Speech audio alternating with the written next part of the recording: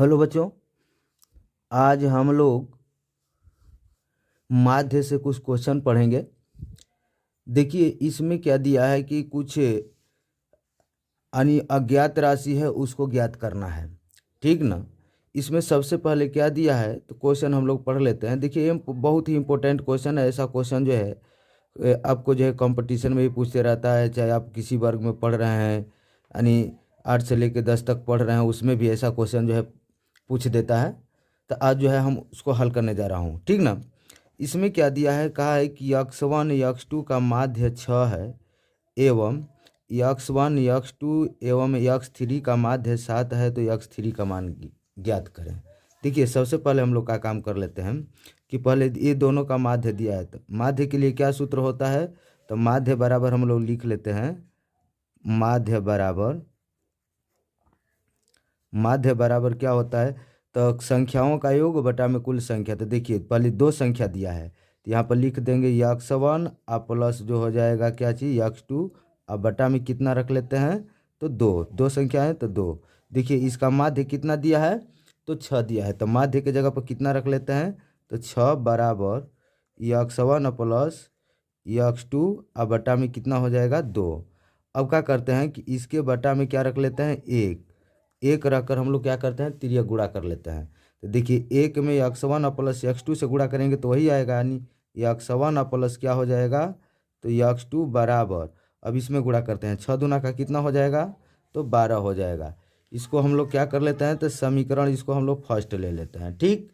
अब क्या करते हैं, पुनः लिख देते हैं। देखिए पुनः अब यहाँ से दिया है कि x1 x2 और x3 का माध्य 7 है, तब इसका हम लोग माध्य निकालते हैं। तो पुनः माध्य बराबर लिखते हैं, माध्य बराबर देखिए कितनी संख्या है, 3 है, 1 2 3, यानी x1 प्लस x2 प्लस क्या हो जाएगा x3, ये 3 संख्याओं का माध्य।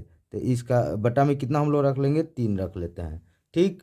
अब क्या करते हैं कि हम माध्य का मान कितना दिया है, 7 दिया है, तो यहाँ पर हम लोग क्या लिख लेते हैं, 7 बराबर x1 plus x2 plus x3, अब बटा में कितना लिख लेते हैं, तो 3 लिख लेते हैं। इसके बटा में कुछ नहीं, क्या रख लेते हैं, 1।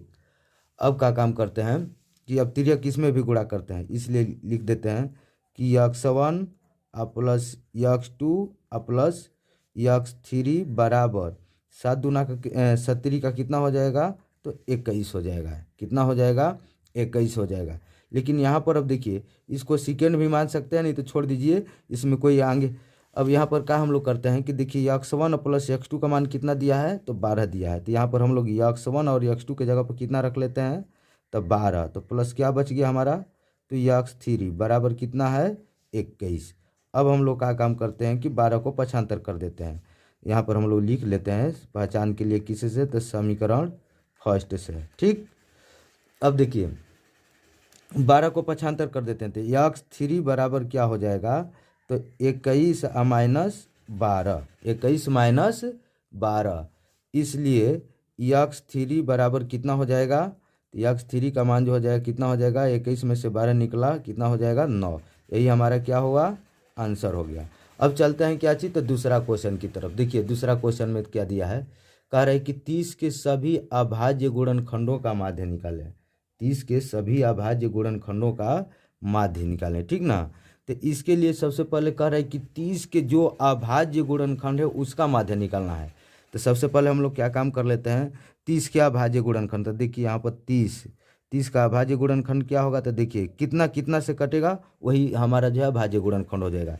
तो 30 1 से भी कटेगा, अब कितना से कटेगा, तो 2 से भी कट जाएगा, 2 के बाद 3 से भी कट जाएगा, इसके बाद 4 से नहीं कटेगा, 5 से कट जाएगा, 6 से कट जाएगा, 7 से नहीं, 8 से नहीं, 9 से नहीं, 10 से कटेगा, 10 के बाद कितना, एक अब एक के बाद लिख देंगे तो 15 से कटेगा, 15 के बाद कितना लिख देते हैं, 30। ठीक। 30 से भी तो 30 कट जाएगा, तो ये सब जो है 30 के अभाज्य गुणनखंड हुए। तो अभाज्य गुणनखंड हुए तो इतना का ही हमको माध्य निकालना है, तो इसलिए हम लोग क्या लिख देते हैं, अब माध्य बराबर लिख लीजिए, क्या चीज़, माध्य बराबर। माध्य का क्या सूत्र होता है, तो x1 plus x2 plus x3 plus dot dot plus xn अब बटा में क्या रहता है, तो बटा में यन रखते हैं, बटा में क्या रखेंगे, तो यन रख लेते हैं। ठीक, अब देखिए x1 x2 x3 का मतलब क्या चीज़ कि ये जो दिया गया संख्या है वही होगा, यानी जो अभाज्य गुणनखंड है वही होगा।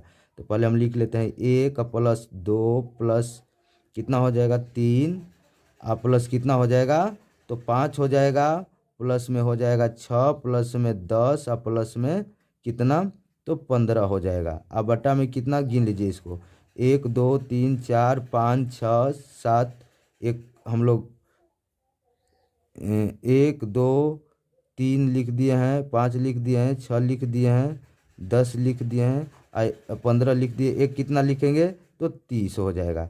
अब बटा में कुल कितना है, कितनी संख्या है, तो 8, तो बटा में 8, यानी का मान 8 हो जाएगा।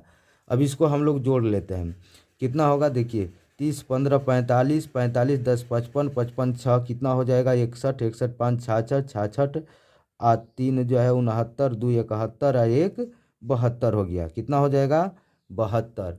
72 के बटा में कितना लिख देते हैं, तो 8 लिख देते हैं। कितने बार में कट जाएगा, तो 9 बार में कट गया। इसका भी आंसर जो है 9 ही हो जाएगा। यही हमारा जो है 20 आंसर हो जाएगा। ठीक, उम्मीद है आपको समझ में आ गया होगा।